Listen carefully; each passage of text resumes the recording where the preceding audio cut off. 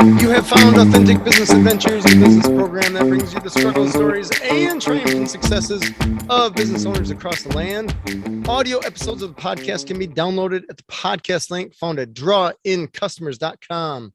We're locally underwritten by the Bank of Sun Prairie. My name is James Cademan, entrepreneur, author, speaker, and helpful coach to small business owners across the country. And today we're welcoming / preparing to learn from David Pawlan, the founder of Aloa.co. So David, how are you doing today? I'm doing well. Appreciate you having me.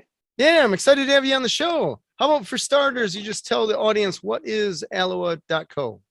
Yeah, definitely. So we are software outsourcing infrastructure as a service. I think the easy way to kind of explain it. So, Google, Amazon, Facebook, they all will outsource their software development overseas. They don't necessarily tell you that they do it, but they use companies like Accenture, Deloitte to facilitate that process because they don't want to necessarily prepare and build out that hiring infrastructure and processes behind the scenes to ensure predictability and success in that relationship. And so we're kind of following that model, building out that infrastructure to then service startups, small businesses, and just companies and helping facilitate their software experience. So we'll match them to one of 12 firms in our network, kind of highly vetted firms, and then have tools, resources, infrastructure to facilitate that relationship so they don't have to make those first-timer mistakes in their software journey. Gotcha. All right. So I've interviewed quite a few people that have software of some kind, some with their entire business model, and some they just built some proprietary back-end stuff. And I think it's safe to say that I don't know of anyone that said it went smoothly.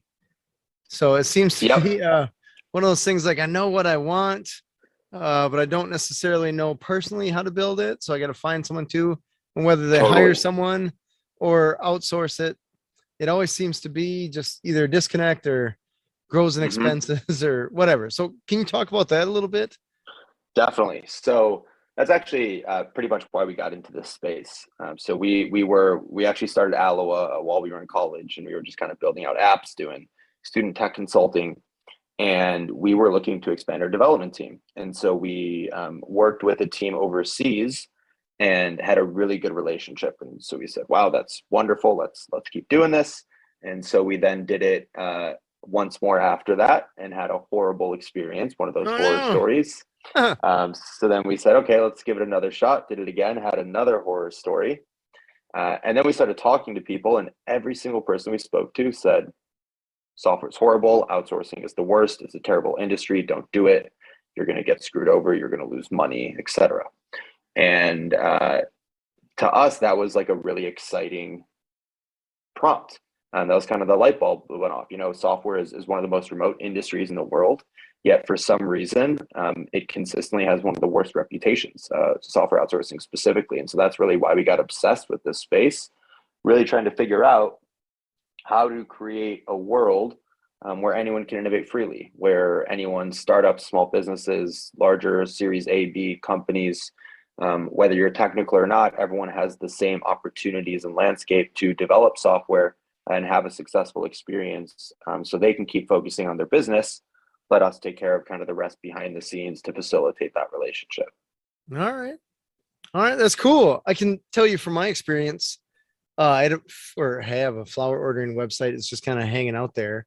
Was hanging out there because I hired a guy to do the development. And I don't know, he applied himself for maybe 2 months. And then life happened, whatever, family, different day job, whatever. Yep. And in his defense, I was a back burner side hustle kind of thing. Totally. So motorcycle buddy, whatever. But it's one of those like, I maybe should have actually gotten somebody committed to do this. Even though he said he was committed, it clearly wasn't, because that was a couple years now. It's one of those like, I guess I see people trying to pay their nephew or something to put their website together in their basement or trying to get by. I don't even know if it's necessarily cheaper. Just like I feel like they've been burned so many times that how do you get around that whole I guess what I'm trying to figure out is how to ask the question of, I don't even want to go down the software road. because I've been burned so much, so often, and spent so much money. I'm like, maybe it's just not worth dabbling in. So, Totally. or going down. So how do you get over that hurdle with clients? Yeah. So, I mean, first to the story that you told, it sounds like the treadmill effect, which is a common problem that you'll see in software where, imagine if your developers are running on a treadmill and the way you keep them motivated is dangling money in front of their face to keep paying them to do the job. Yeah. Well, if you're a side hustle, if you're a background project, if you're a low budget client, it's hard to maintain that incentivization throughout the entire process Mm-hmm. when you're not able to keep dangling the incentive in front of their face to keep them running. So it's a common problem that that is seen a lot. And I think at a high level, one of the most fun parts, in my opinion, of my job and what I do and in working with entrepreneurs is I always first try to figure out how to guide a potential client or a lead in everything that they can do before they ever need to spend money on software. Right. So Oh, my first take is always trying to convince them to not spend any money with us, which I think catches people off guard to start sure. off with. But it's a fun conversation because at the end of the day, you need to really approach things strategically, and no code tools are really strong and really effective these days, especially as there's been a lot more of investment in R&D pouring into it. And so there's a lot of things that you can do with no code. And where people go wrong is they think that, inherently they have to build something when a lot of these individuals who have the smaller budgets or are more testing out an idea, it's more about the MVP, the minimum viable product, that initial Mm-hmm. product that's going to get off the ground that people can test and iterate, rather than throwing your life savings into building something that you don't even have the proof of concept that people are actually going to use it. Right. So step one is going to be first making sure that now is really the right time to invest in technology. All right.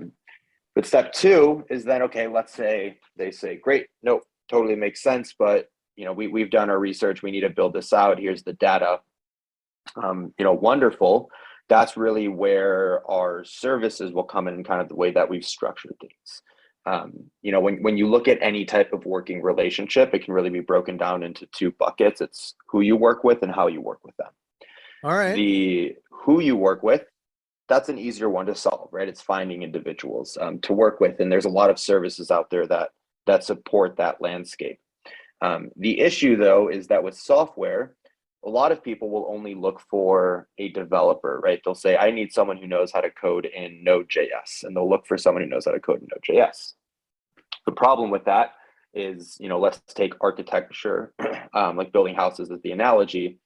If you need someone to build you a bridge and you go find an architect and go, hello, architect, you know how to build houses with brick and wood. I need you to build me a bridge also with brick and wood. You know how to work with brick and wood. Go do that.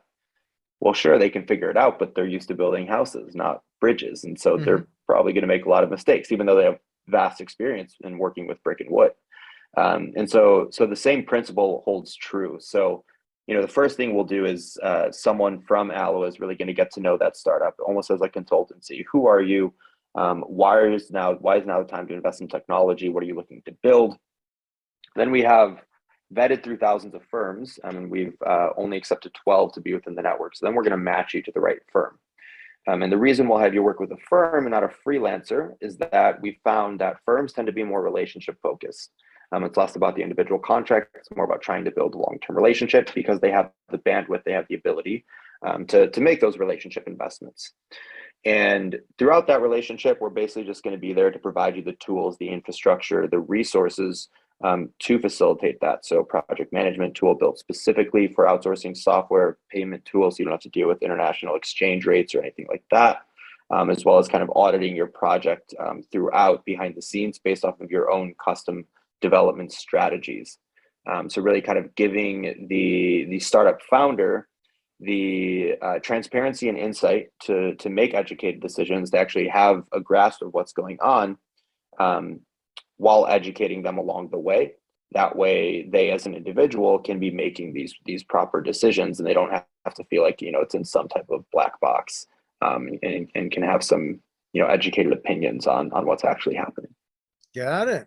Sounds interesting. I like it. So Appreciate can it. you give us an example of what are some of the companies, or maybe not necessarily companies, but some of the software projects that people have come to you with? I don't know how Yeah, proprietary any definitely. of that is, but if there's something you can't say, whatever, just don't say it. Totally. So I think there's a couple cool ones that I can point to.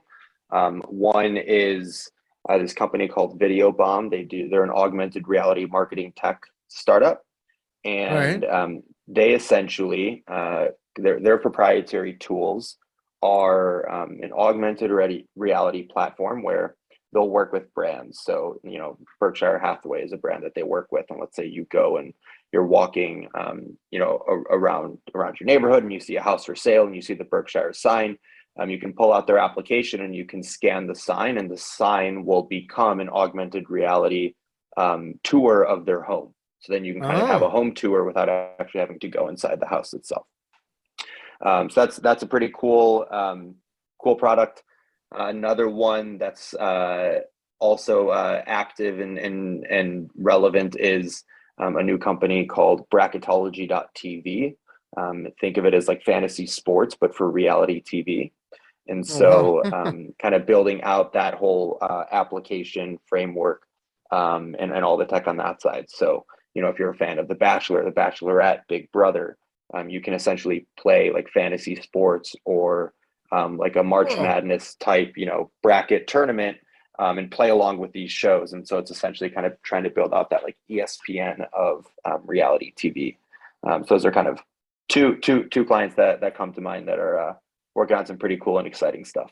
interesting. The last one, it always makes me laugh because I think 200 years from now, we're going to talk to, like, I don't know, time. Let's just say time travel becomes a thing.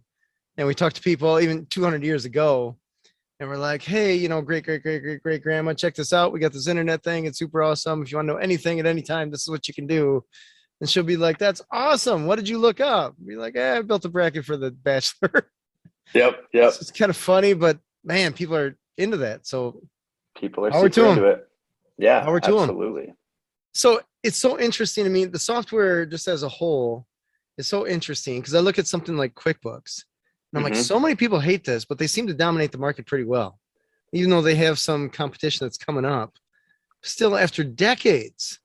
So there must be either some challenge or name recognition or something where I'm wondering if people eventually, business owners or something like that, will come to someone like you and say, hey, I need a new accounting platform or a new something where there's an old school way that's just been has the biggest name doesn't mean that they're necessarily the best.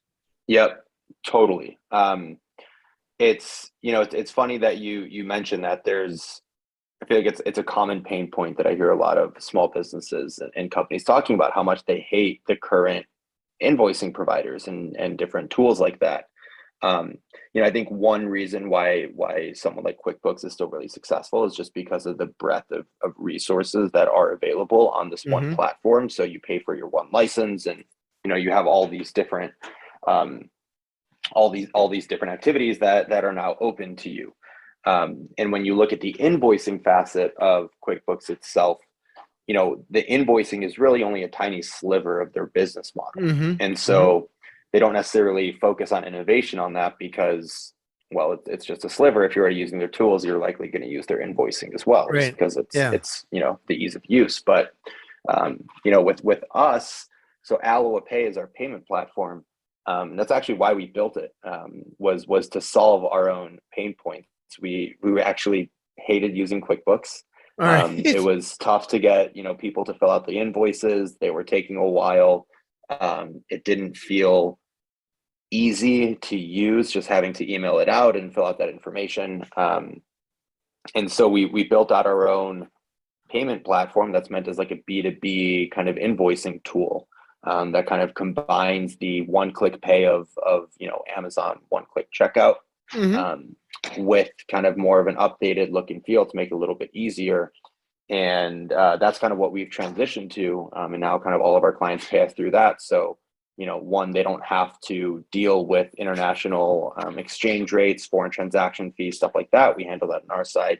But on top of that, it provides that ease of use. And so, to pay an invoice rather than having to, read through a scary invoice, fill out all that information, all they do is, do a one-click pay, and they're good to go. And it's really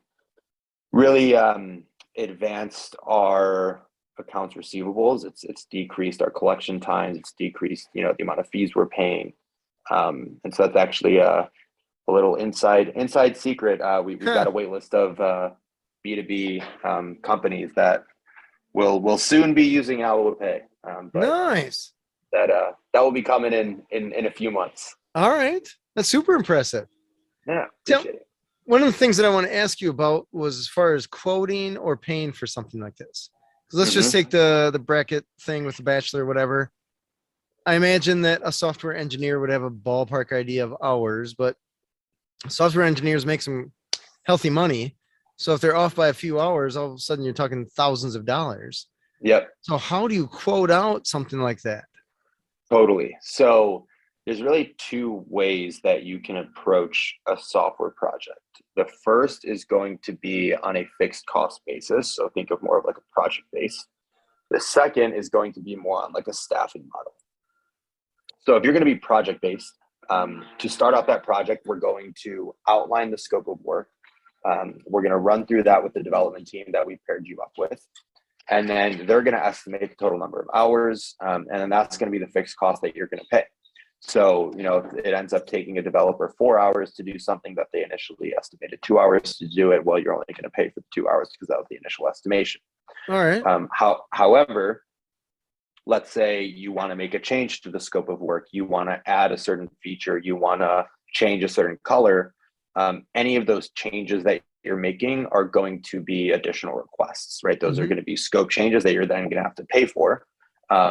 And it can then get a little more costly on the back end because once you've started actually building and you start realizing all of the different things that you want modified, edited, etc., a lot of those can add up. And when you make those changes after the fact, it can sometimes be more expensive than making those changes right at the very beginning. Sure. So we'll recommend kind of the project-based approach. If you have a very clear-cut idea, this is what I need to build. I know it's only this. There's maybe going to be some changes here and there, but it's not going to be a lot. A lot of confidence in the actual scope that you're working through. If the other model is then going to be more of a staffing engagement, where it's essentially, instead of hiring 2 engineers in-house in the States, you're going to have 2 engineers working for you 160 hours a month. They're just going to be located in a different country and they're just going to be contracted rather than hired. And they essentially just work on a backlog of work for you. So, maybe they say something's going to take 200 hours, but then as they're working on it, you want them to fix a bug that happened on something else and you want them to help you in a different, department. Totally cool. They're your resource. You can use their time as you please. So those tend to be the two models. And if someone isn't really sure, or someone wants to go the fixed, cost route, but doesn't really have as good of a grasp of that idea, then what we'll start off with is a discovery phase where we'll first say, okay, let's take a week or two and let's really break this down. Let's work through what your actual user story is. Let's work through what your requirements are and your acceptance criteria are. Let's build you out designs and a prototype in your architecture diagram. And then once you have this, whether you want to work with us or not, this is going to be what you're going to need for anyone to take those next steps into development. So we'll never sign into that long term. We'll first say, okay, test this out. We'll do this discovery phase. Whether you work with us or not, you're going to need this. And if you're liking the relationship, cool, then we can take that discovery phase and do a project-based work or do a staffing. But if not, if you want to go elsewhere, totally cool. At the end of the day, our mission is to help people innovate. And so if we're not the right fit, totally get it.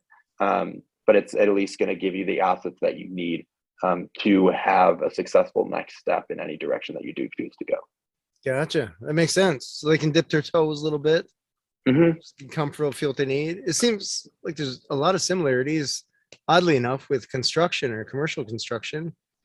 Where I always wondered, like, how are you bidding on a building that's $50 million or more? Like, if you, I mean, Totally. there's so many variables that could either go wrong or go well. Totally. I mean, gas going up or metal going up or somebody drops a box of screws, whatever. It Yep. just seems like it's got to be tough on some of the larger projects to make sure you're profitable, but also fair, I guess, as far as that goes for both parties. So Totally. interesting. It's really fascinating. I think that was a great example that you gave of, let's say the price of metal. If you're building a building and, you do the contract and then there's some trade embargo and now the price of metal has skyrocketed, well, the cost of that development is going to go up. And the same thing holds true for software as well. I mean, I think that's something that is a little harder to tangibly grasp since it isn't necessarily a tangible asset like metal is. But for example, if you're launching a website and Google Chrome updates their services and releases a software update, well, we don't necessarily know when Google Chrome is going to be launching a software update, but when they do, we definitely need to make sure that your site is now compatible with that, and that might take extra hours. Or we had one instance where a client was working with Spotify and Spotify's API, the application programming interface, the way that a company can communicate with another company's assets and data. And in the middle of their development, Spotify changed their API policy where what this company was trying to do was no longer possible. It was no longer offered via the data. And so, there's nothing we can do about that. It's entirely up to Spotify. But as a business, things come your way and it's about how do you pivot? How do you adapt to the environments that you're dealt? And, that's ultimately what they did is they adapted the model a bit and figured out a workaround solution. Gotcha. Right on. What have been some of the challenges that you have had with starting Aloa? Yeah. I think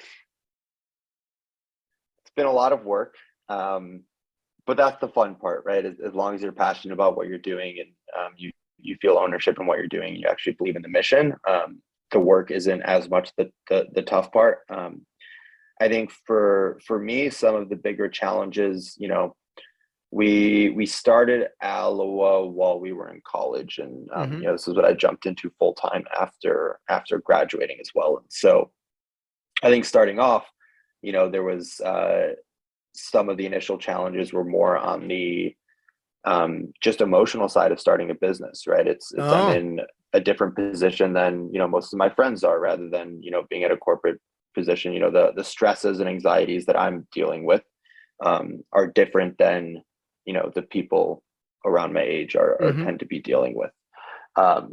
And there isn't necessarily a manual or a guidebook as to what the right steps are, because especially with each industry, it's going to be different. And so it's a lot of learning on the fly and reaching out and trying to find mentors and people who can kind of teach you, who have been there before and done it before. And, as you keep progressing and as you keep working, you start to realize that with each milestone you hit, as things continue to go better, more things will continue to arise that you need to keep working through. And it's kind of it's a never ending cycle. And it's something that I think can be exhausting, if you're not doing it for the right reasons. If you're really only in it to get rich or to make money, then it's going to be you're going to burn out pretty quickly, just because it's pretty intense. But as long as you're passionate about it and you really believe in what you're doing, and you're in love with the mission and the problem that you're trying to solve, it's just kind of like a real life video game. You're just keep working and trying and building stuff, and sometimes it doesn't work, and then you just regroup and try again. So it's been the troubles and the stresses and the headaches have also been wonderful learnings and opportunities that kind of feels like as an entrepreneur you get to grow with each failure, which kind of is a cool perspective and angle to kind of bring with it. Yeah, it's all education. Education's expensive, whether you pay for it to a school or just with mopping up mistakes or challenges that you get just in your business. It's interesting to use the analogy of a video game, because I always look at the business saying, I'm like, this is just a game.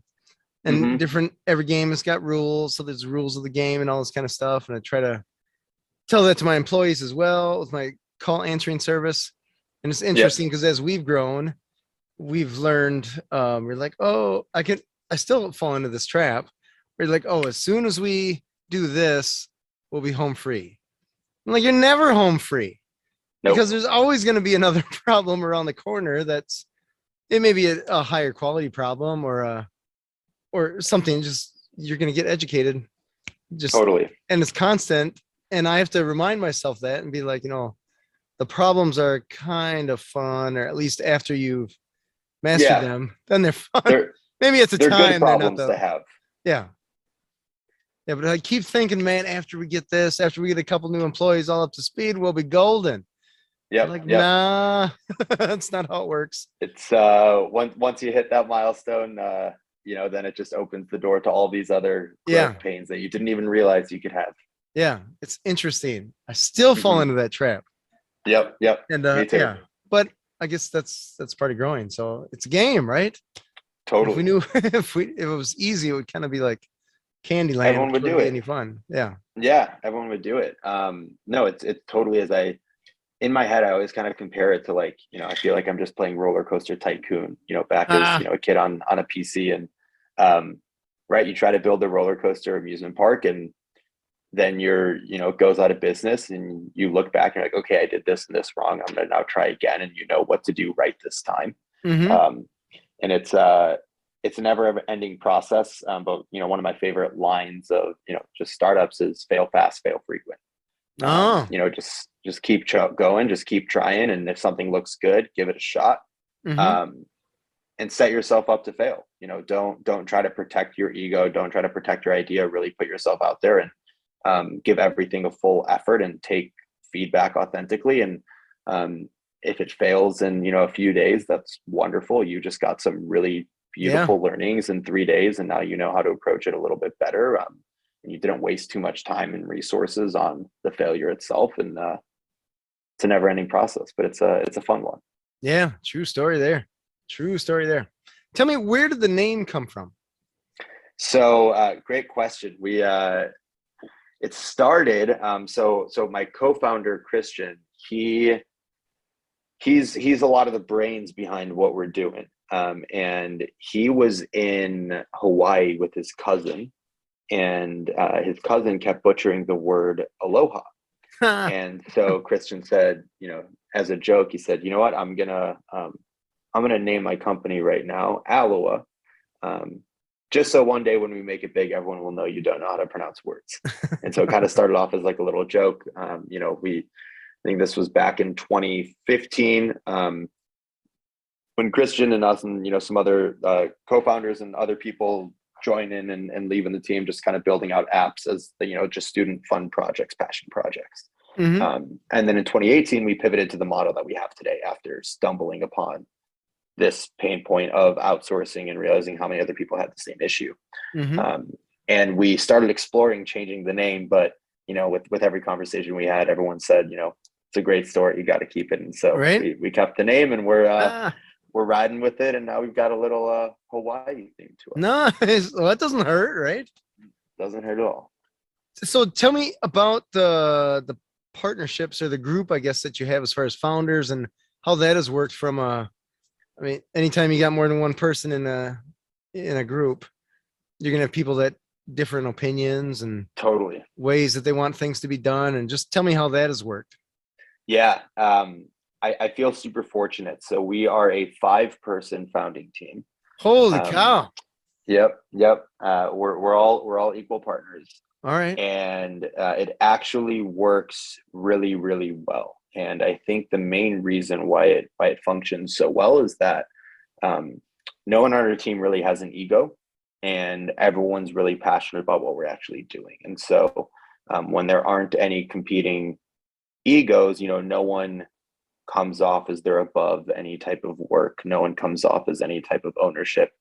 If any of us give, dissenting feedback or whatever it be, it's always received properly. In that we all know that we're aligned with the right general purpose of what we're doing, and we all have the same kind of goal and ambition. Gotcha. So it's a little unique, but it's definitely a wonderful luxury to have a team that's so aligned and passionate, because it really increases our runway and our roadmap of what we're doing, given we can really divide and conquer and get a Yeah. lot more done. Do you split everything up between the 5 people? So this person does, I don't know, sales or HR, whatever you have to split up. I don't know. Yeah. I guess. So How do you keep track of that so that it's more or less even or fair, or you know what I Totally. mean? Like with 5 people, that's a lot to keep track of. For sure. I think a lot of it is it kind of progresses organically. So, we have Christian's our CEO, and he does, your typical CEO stuff of running the business, making sure that everyone else on the team has what they need to do their job. But he's also technical, so he also spends a lot of his time behind the scenes working on our own internal tools and platform. Reese is our CTO, and he's your typical CTO, really always working on the product itself. Brian is our COO, and he's more working on the general operations of the business. So whether that be accounts and infrastructure and processes and things like that. Dawe is our head of sales, and so he's more streamlining and owning the whole sales process. And then my role started off sitting more on the sales side, so more of like lead gen, kind of biz dev and growth marketing. Has shifted a little bit into owning the marketing roadmap, as well as just kind of like high level revenue operations. So how are we continuously growing as a team and hitting our targets? But this way I can focus on some of those not as fun conversations and a little bit more variable conversations, so everyone can stay very focused on what their what their line of work really is. Sure. I guess, are there certain level of client, or level is probably the wrong word, or certain size of client or size of project that you guys focus on? Yeah, so we tend to focus on startups. We started the business, as many entrepreneurs tend to start, right? We wanted to take over the world from day one. Yeah, right. And here we go. We learned you can't do that.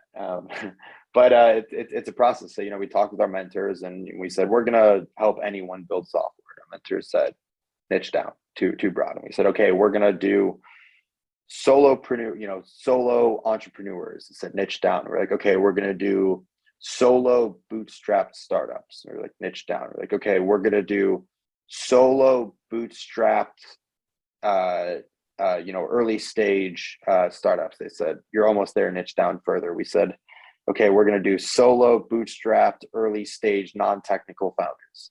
They said, great. That is like as niche as you can get. And so that's where we started. We said, okay, if we can really solve this space for a non-technical founder who's spending their own money, who's never been in the space before, who doesn't have any support, we can kind of grow out from there. And so that was our first target audience.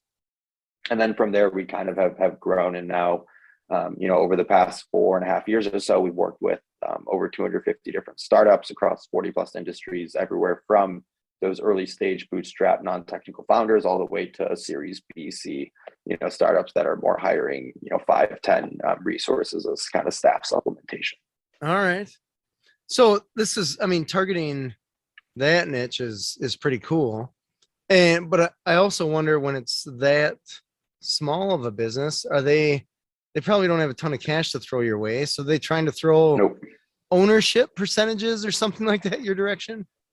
Yeah, we definitely get that offer a lot. So our internal policy is that we don't do work for equity. And we're really going to do that for 2 reasons. The first is that if you really believe in your idea and what you're building, equity is really going to ultimately be one of the most expensive ways to fund your company. 'Cause at the end of the day, if you're really going to make it, right, you could have gotten that development way cheaper. But the main reason why we don't allow equity into the conversations is that we think it's really important that you have a very authentic relationship with your development team, but also one that you still own all control of that relationship. And as a business owner, you need to have the ability to fire and to, replace people if they're not doing their job. And if you give away equity to someone who's contracted, if someone's being contracted, they're inherently not as incentivized by the mission and more incentivized by the revenue that they're going to receive. And so if that individual isn't performing, if that group isn't performing, you need to have the ability to fire them and move on and find someone who's going to be a better fit for you. And if that team has equity, you're kind of married to them. It's going to be tougher to split in that relationship. And through a lot of the customer discovery that we were doing, we had heard a lot of those horror stories that centered around equity as well. And so we kind of made it our own internal policy that we don't take equity. You should have the ability to fire us if you don't like how things are going. And as the business owner, you should always maintain that control over your business. Yeah, I get it. I think that's a smart move. Yeah, appreciate it. It may be tough when you see someone like, oh my gosh, this is the next big thing, but you never know. And it's very tough to pay a mortgage on the next big thing. 100%. That is entirely correct. Yeah. It's easy on the current big thing, but the next big thing, they don't take that paper. As far as the companies that you work with, what have been some of the challenges that you run into there? Yeah. Do you have another 4 hours to chat? No, it's a small business, right? So we're growing through those pain points. And we're stepping into one of the most tumultuous industries out there, right? Anyone you talk to, you say the word software outsourcing and everyone's triggered. It's it's horrible. Don't do it. A horror story almost consistently. And it has that reputation for a good reason. It's typically really horrible. The outsourcing model that first started in the 80s and 90s, used email and phone calls. And nowadays, especially before we got into this space, people are approaching those relationships in the exact same process, but instead of using email and phone call, they're using Zoom and Slack. And so they're trying to adapt a process to fit with modern technology rather than creating a new process around modern technology. And so we're really focusing on the latter. But in order to innovate, right, you have to go through the pain points. So internally, we have a pain point table. Anytime there's any pain point, we're going to log that. And that really influences our development roadmap of what we're really going to focus on as a business, where are the actual pain points of what we're doing.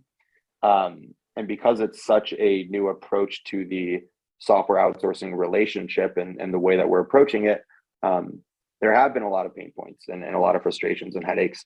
Ultimately, they're all things that we've learned from, whether it be, some things are way too manual. And in the early days, I was up until 2, 3 a.m. and up at 5 a.m., talking with people around the world. So kind of have to be on at all hours of the day. And through those pain points, though, we pivot our internal product roadmap to building automation and things that kind of help reduce that manual need, up even to things that are more current day. We're 4.5 years in, and our process and infrastructure is way stronger and better. But we're still identifying really valuable gaps. For example, if you as a client believe that things aren't being done quickly enough, and you don't have the transparency, well, that tells us, okay, well, our platform and our tools that show you the insights of the project, they're not giving you the right answers that you're really looking for. And that has been a pain point, kind of going back to the luxury, right? It's with each step, with each point of growth, people find new things that aren't to their liking once they've, hit that next level of luxury. Right? You can, okay, great, I now can talk to my devs consistently, but now that next pain point is, okay, well, there's miscommunication. Great, we handle the miscommunication. Now the next pain point is, okay, well, I didn't really know what, they really did on Tuesday when they just said this, or, whatever it be. There's always that next tier of luxury that you attain that allows you to worry about other things. And so kind of the next thing that we're now really working on internally is building out more data analytics. So we own our own platform, we own all the data, so we can really manipulate that data to show clients unique insights that you wouldn't else, otherwise be able to see. So, for example, if someone is frustrated with response time, right, we can show them what the average response time actually is with the general regression. If someone is frustrated about tickets not being done properly, we can actually then show the data and say, okay, well, 70% of tickets are closed on time. 30% of tickets are actually reopened, and 80% of those tickets that are reopened, it's actually because the development team wasn't able to reproduce the issue that you were identifying. So let's go and walk through the way that you're outlining your issues and bugs that you're finding. How can we help you better articulate that so developers can better understand what you're going through, so they can replicate it on their side and then solve the issue. So the issues and the headaches and the stresses are multitude, and they're in every direction. But I think as a business owner and as someone who's passionate about the problem you're solving, each frustration and headache kind of just opens up to a new possibility of innovation, a new way to further build out that moat. And I think it's really about maintaining that perspective of the long-term vision and the passion of the problem, rather than letting each headache and frustration, independently weigh you down as a failure. Yeah, I like it. What is something that you wish you knew back when you first started this that you know now?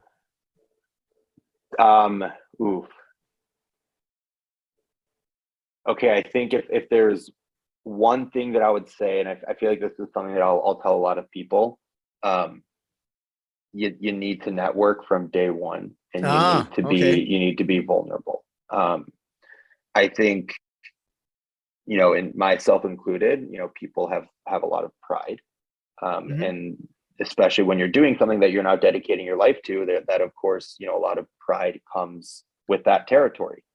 But 99.9% of the time, you are not the first person to be doing this, and there's other people who have done it in some capacity before you, and they've made mistakes and they know how to do it properly. So if you can really put yourself out there, if you can reach out to people in cold network and leverage that to any capacity you can really learn about what not to do, so then you can go about it with a higher degree of potential success. Majority of the times when you reach out to people, they're going to ignore you or not respond, or send you a not kind reply. But oh, really? I've gotten it, definitely. I've gotten not always positive responses. Is this just in the software world or in the business broadly? Just the business stratosphere. So I'll go on LinkedIn. So for example, with marketing, I picked up the marketing hat off the wall. And this advice was given to me, and so now it's something that I is a staple of anything I do. And so I said, great, I'm not really an expert in marketing, I don't know too much about it, so I'm going to learn from others. And so before I even tried to do anything with a marketing roadmap, I outreached to tens, 100 people on LinkedIn saying, hey, my name is David, I'm a young entrepreneur trying to learn about marketing, would love 15 minutes if you have, just to chat and ask you some questions. And not always everyone responds positively. Really? But I would say the majority do. All right. I would say the majority don't respond at all. All right. Well, I get that. And then a small sliver aren't always a positive response, but then those who do respond, it's either, hey, I don't have time, or sure, I'd be happy to chat. Every so often though, you're going to get a bite. And you approach that conversation very authentically and genuinely, right? It's not a time to brag or pitch what you're doing. It's really a time to learn and let that individual speak about what they're doing, give them that opportunity to mentor you. And through doing that, I mean, it's really revolutionized kind of a lot of my own personal efficiency. All right. I don't know marketing. I didn't study marketing. But through, having the tenacity to keep doing this outreach and keep talking with people, really made networking my main focus. And throughout, that month, the first month, all I did was network with marketing people, and, was able to talk to eventually, CMOs of billion-dollar company, and really just kept with each person, walked them through exactly what I was thinking of doing, and let them iterate and critique and give me feedback on how I thought to be approaching things. And you basically take that conversation and you work on it, and then you bring, what you've updated to the next conversation. And a month in, rather than having to figure out the hard mistakes yourselves, you've got a really wonderful plan that was, help influenced by these professionals, that really help you bypass a lot of the first timer mistakes, and make things way more efficient. Yeah.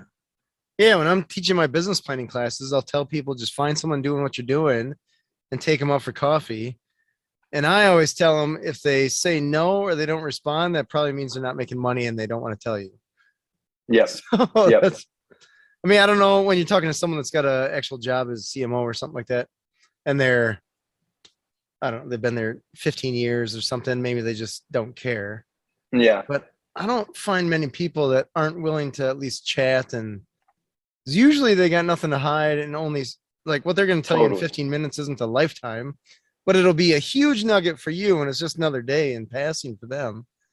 Totally. So it's interesting that people would be either negative, or I kind of get the no response because for whatever reason that's acceptable now. I don't agree with it, but whatever. Totally agree.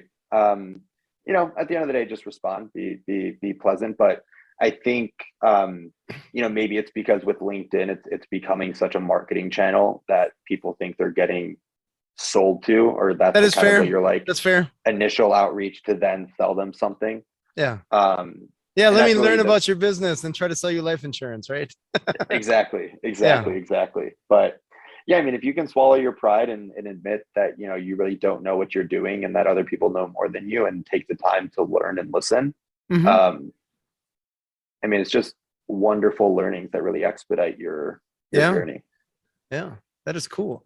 I want to ask you about funding. Have you guys gone through funding, or were you self-funded? We have not. So we're bootstrapped.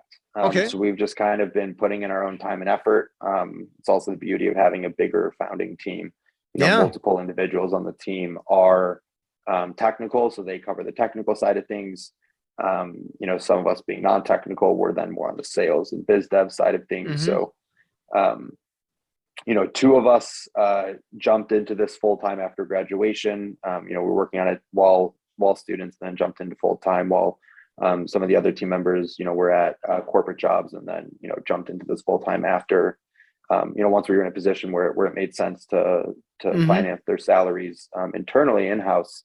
But we thankfully were bootstrapped, and now we're really just using our revenues, driving that back into R&D, to keep really innovating on the product and process to try to continue further making this space more accessible.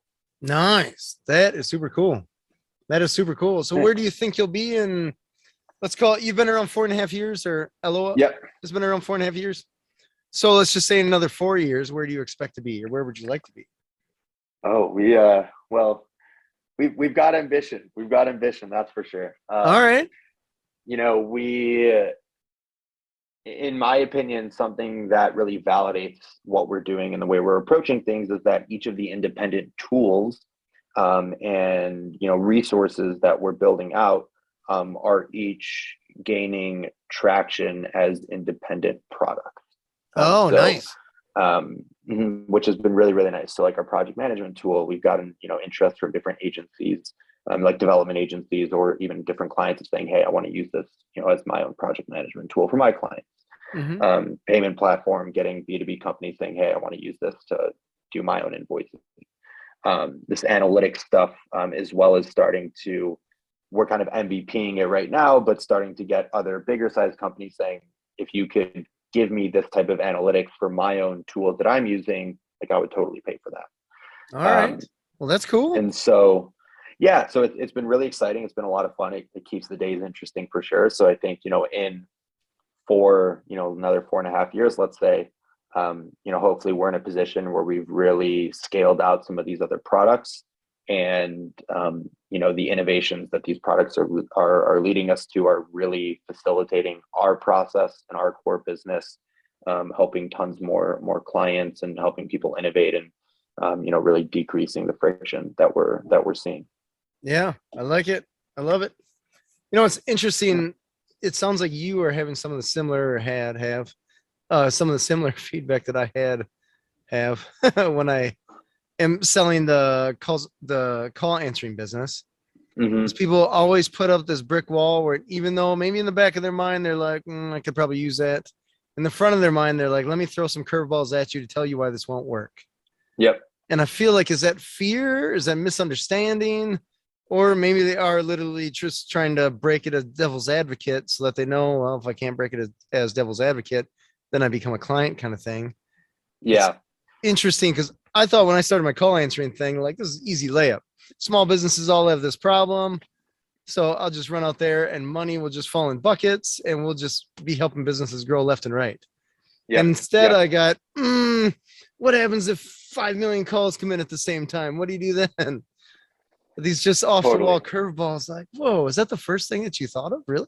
Yeah, yeah, yeah. I mean, hey, if you're at the point where you need if you need someone to be answering 5 million calls Yeah, at the right. same time, then Fair. we should be having a different conversation. No, I mean, I totally feel you, and it's something that we see all the time. In our early days, we were hungry, more in what we were phrasing as survival mode. Mm-hmm. And you take any business, fight for any business that you can Right. because it's money in the door. But through that, I think now we're in a point of a little bit more luxury where we can, say no to clients if we Mm-hmm. really don't think we're the right fit. And a lot of these initial calls and questions and ways that you see people treat you before the before they're even a client, tends to be fairly indicative in our experience as to like how that relationship's going to go. Oh, Um, that's fair. I'll and agree with that. Now that you mhm, say that, yeah, that's interesting. Huh. yeah, yeah, a lot of our, some of our most difficult situations, looking back, it was pretty telling that, they were going to be a difficult client. Before you even did any And work for them, they were difficult to deal with. yeah, yeah. Interesting. Yeah, I can relate to that. And the difficulty aspect, not in the sense that everyone has different working styles, so there's Sure. nothing wrong with having a different working style and preferences, but to the point of where the relationship then goes to, you did this and this, and we're going to sue you for this, and Oh. this isn't going this way, and then we can we can go back in one email and say, listen, it's part of our process that we don't have any of your admin credentials. You always have to invite us with specific Mm-hmm. permissions to make sure that we can't do anything that goes against what you would want. Mm-hmm. um, so what you're claiming just isn't, it's not even possible for us to do. Right. um, and we found that a lot of those conversations and clients that you have those conversations with up front, and you get that gut feeling that I don't know how this is going to go, um, tends to lean in that direction. Sure. Interesting. I got one last question for you because I know we're running out of time here. Yeah, I look at the businesses that I've had, a lot of businesses that a lot of other people that I have, people generally speaking, people understand it, right? I go to order a pizza, I know what's in a pizza, right? But if I say, totally. hey, build the software, I have a sliver of an idea of what actually goes into building that software. Yep. So how do you translate the value, I guess, of the operations and what has to happen, even I guess beyond dollar amount, just in time or stuff Mm-hmm. like that, to people that probably aren't that technical to start with? And not that they're not smart people, just like that's not their wheelhouse and that's why they're Totally. outsourcing. How do It's a you different have that language. conversation with people that just don't even know what you're talking about? Yeah, it's a great question, and I think it kind of goes to, makes me happy to think about the way that we started, because we really started our business focusing on those type of, that archetype of clients, individuals who don't understand the technical space at all, and really need that support. And so it's pretty woven throughout our process. Education, and information, it's pretty part of it. So for starters, each client's first going to talk to an Aloa strategist, someone from Aloa who's going to get to know them, their US based, understand them, their business, explain everything. We love to explain in analogies. You're right, using analogies always makes things way Mm-hmm. easier. And it's Mm-hmm. actually the analogy of, software development is like architecture, just, building houses. Building a software product is like building a house. It's a really good analogy, for a lot of different facets of the whole process. everything from blueprints to then electrical wiring and how you build a house, but you still need to work with a utility company to bring electricity to the house. And that's not your architect who's doing that. That's the utility company who's doing that. And so it's using a lot of analogies, right? Meet the individual where they're at. So explain it to them in ways that they're going to understand. Don't try to force them to speak your language. And we have a lot of free resources and content that we've put together to try to help facilitate that process. But, ultimately our entire process is built around essentially providing those guardrails. So you're naturally going to be doing what you should be doing, even if you don't really know why or what you're doing. Right. The way that you're going to be communicating and following, the way that you're interacting on the management tool, the way that you're, approving different tasks, the way that you're providing credentials, we're going to have you doing things in a way where the natural way you would do it is going to be the way that you should be doing it. And at any point throughout that process, it's all about just having that education. So if you have questions, ask questions, don't make assumptions. Let us help you, let us guide you, let us be there as that support center to really equip you with the tools that you need to have better ownership of your project, to have better understanding of what you're doing. Got it. That is cool. I'm excited to see where you guys go, and just as years go on, because I think it's safe to say software is not going away. I sure hope not. I wonder what the world would look like if we just eliminated software entirely. Yeah, right. Yeah, the internet's just a fad. Oh, Exactly. That's funny. Well, David, I appreciate you being on the show. Definitely. Thanks, James, for having me. This was a blast. Yeah, it's good times. This has been Authentic Business Adventures, the business program that brings you the struggle stories and triumphant successes of business owners across the land. We are underwritten locally by the Bank of Sun Prairie. If you're listening to this on the web, if you could do us a huge favor, give us a big old thumbs up, smash that subscribe button, and of course, comment, ask some questions to David about all the software that you and your business need or have that little fancy idea to innovate with. David can probably help you.